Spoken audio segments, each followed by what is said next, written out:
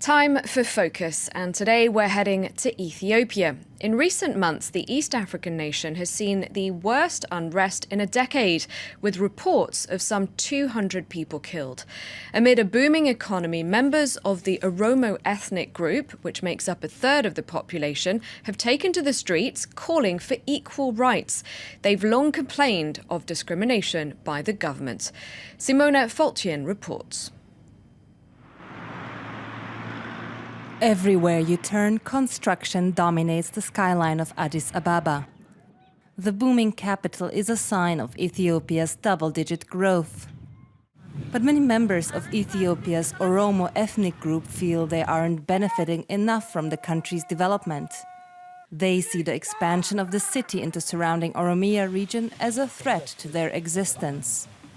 3 years ago, this family was forced to sell most of their land to the government to give way to the sprawling capital. We want the government not to take away our property. The money that we get in return for the land they take does not benefit us. Our life depends on this land, and it is the cultivation of the land that we benefit from. Wagi was paid only around 2,000 euros as compensation for the land. He only has 2 hectares left, too little to sustain his family. Because we don't have much land left, some of my children are just working as daily laborers. But the money they make is not enough, and we are struggling to get by. In January, the government announced it would halt the master plan that governs Addis Ababa's expansion into Oromia. But the family still fears they might lose their remaining land. The government has all the power. They can confiscate our land anytime. We can't do anything about it. Land is only one of many concerns of the Oromo people. Many also blame the Amhara and Tigray-dominated government for curtailing their rights. For one, the ruling party hasn't recognized Afan Oromo as a federal language alongside Amharic, even though it's the country's most widely spoken. Our children are being forced to attend school in Amharic. The students asked to learn in Afan Oromo, their own language, but were told they must attend school in Amharic. When they start protesting, the government just kills them. It is these deeply rooted feelings of marginalization that sparked Ethiopia's largest unrests in a decade. Protests started last November and continue to date. The government's response has been harsh. Activists say that over 200 people, in addition to a dozen police officers, may have died so far. We leave Addis Ababa and head to Ginchi, a small town 80 kilometers west of the capital. It is here where unrests first erupted. We meet the family of one of the victims killed in the protests, 22-year-old Aschale Worku. His family says he was shot dead by military on the 12th of December last year.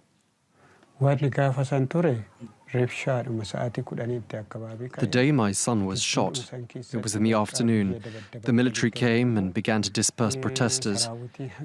There were a lot of soldiers and they opened fire on the crowd. When my son was shot, his friends tried to take him to the hospital, but the military wouldn't let them.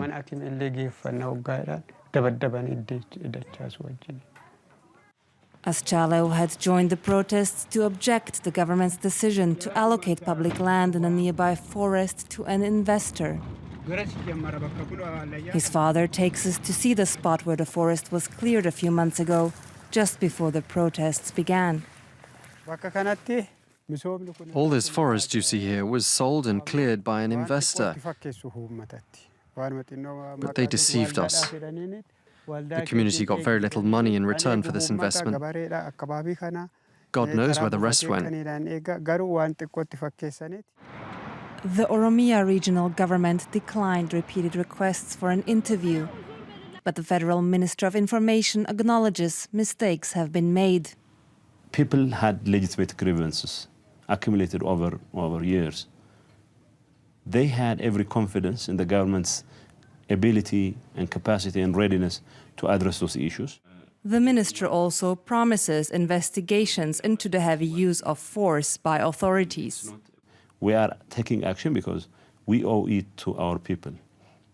Already the regional government has been reaching out to people who have lost their loved ones as a result and making amends. But many Oromo are unhappy with the government's response so far. Seifu Tura was allegedly shot dead by security forces in December. His family says no government official has come here to investigate the matter. Instead, they accuse authorities of intimidation. The government has not yet stopped killing or harassing the people. Everywhere you go now, you find a dead body. There's no peace at all. They are still looking for people to take them to prison, or if they like, they just kill them.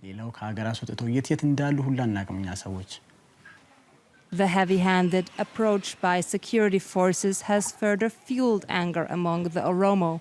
Many are now speaking out in a country where public dissent is rare and are determined to continue until their demands are met.